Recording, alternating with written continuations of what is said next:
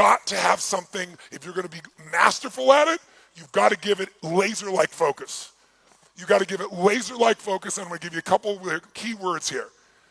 First of all, just think about this. Where focus goes, energy flows.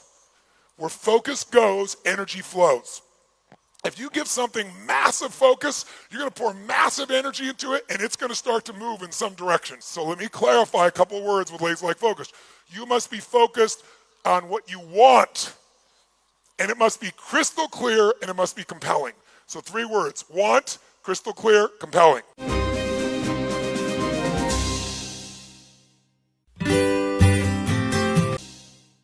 Whatever area you suck in, you got to know victory is what?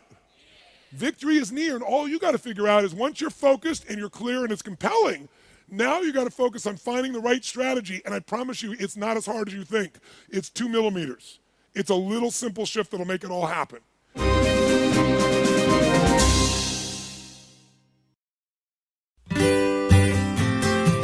The science of achievement is a science, meaning if you want to lose weight, if you want to make money, if you want to do well in your job, there are certain specific laws. You and I might be different biochemically, but there's certain laws of the body that if you violate them, you're going to have dis-ease, right?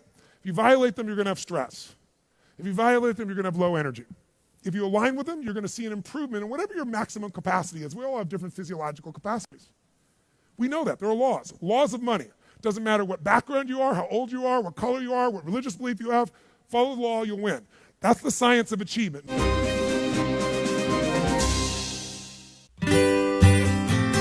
Most people, in order to feel significant, make things really complex so they feel like they're really unique and special. But complexity is the enemy of execution. The more complex you make it, the more likely you are not going to follow through.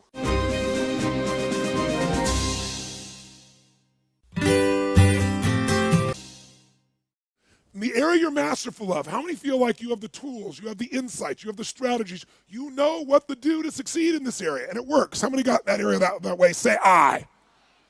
Think of the area you're not masterful in, the area you kind of suck in. Is it true in that area? Do you have the same level of insight, strategy, understanding, distinction? Do you have the same level of coaching? Yes or no? No way. That's why you're missing it. So that's why. And by the way, I want you to know when it comes to strategies, you want to find the best, not something good. You want something freaking outstanding. Because the difference between good and outstanding is the difference between working your off and getting a little return or working less and getting a giant return. That's what people don't realize. And the best way to get this, by the way, is model someone who's already getting the result you want.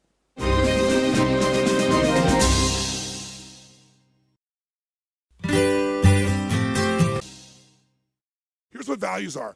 Values are the emotional states that we believe are most important for us to either experience or avoid. So values are the emotional states that we believe are most important for us to either experience or avoid. Let me show you what I mean. What you value determines what you focus on. If your number one value in life is security, I guarantee you know where every exit is in this building. You looked around and checked it out. If your number one value in life is adventure, you don't even know how you got here. It literally is it controls what you notice or don't notice, what you do or don't do, what's important or not important. Every decision in your life is controlled by your beliefs and values.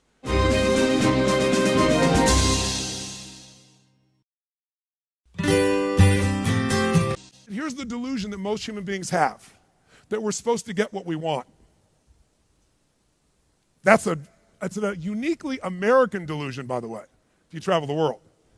Now, there's nothing wrong with getting what you want, but sometimes life isn't just about me. Sometimes it's about we. Sometimes not getting what you want is the most valuable experience of your entire life. Sometimes utter pain, and I hate to see suffering. I do anything to keep somebody out of suffering. I feel people suffering. But I've learned as I've matured, sometimes pain is the greatest asset in the world because when people succeed, they party, and when they fail, they ponder. That's where the change comes from.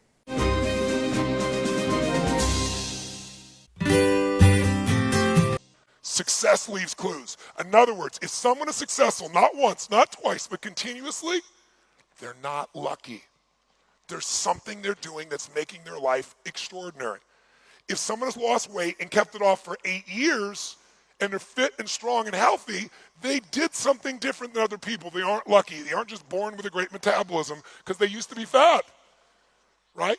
If somebody has gone from broke to financially wealthy and they maintain that for 10 or 20 years, they aren't lucky. They're doing something different. Instead of envying them or instead of just thinking they're lucky or liking them, learn from them. But who do most of us learn from? Whether we know it or not, who we spend time with is who we become. And we spend time with people we love, people that are our friends, most of which came to us by proximity. We went to work with these people. We went to school with these people. It was not something that was like, here's the ideal person to learn from. It's like, this is somebody that I enjoy. There's nothing wrong with that, but they shouldn't be your teacher.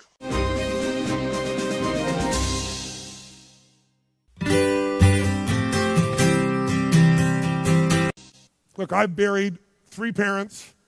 I've had quite a few fathers. I've had the experience of being near bankruptcy many times when I was doing what I love, but I didn't know how to run the business. I was learning. I didn't go bankrupt, thank God, because I just wouldn't go over the edge.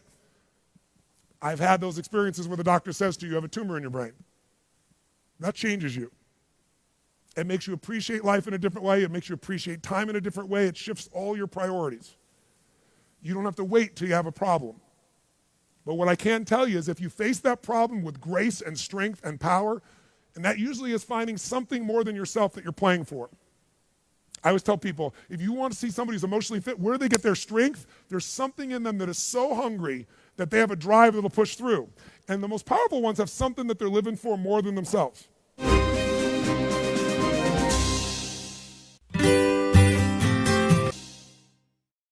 If you're constantly focusing on what you can't control, it's not hard to figure out. You're going to feel stressed. You're going to feel frustrated, right? You're going to feel overwhelmed at times, or you might even feel depressed. There's no right or wrong, but you should know there's a pattern there, just like this, and if it doesn't work, it might be good to change it. We all have to look at what we can't control at times. It's just which one dominates you.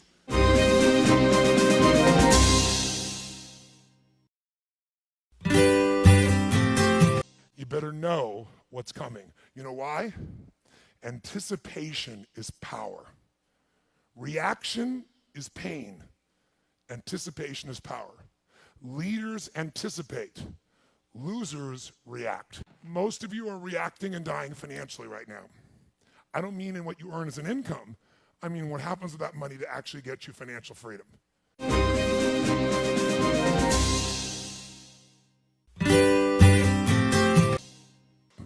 Leadership does not fit in. Leadership is authentic. Leadership doesn't mean other people follow you. If you're a leader, it just means you won't settle for anything less than you can do, be, or share, or give. That you're living life on your terms, no matter what somebody else thinks outside their life here, ladies and gentlemen.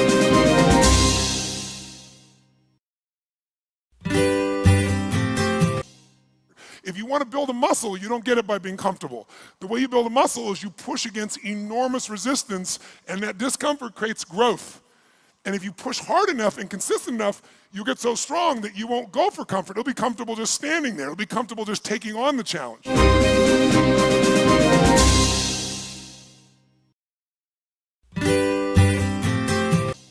Most people don't need a reason to feel bad.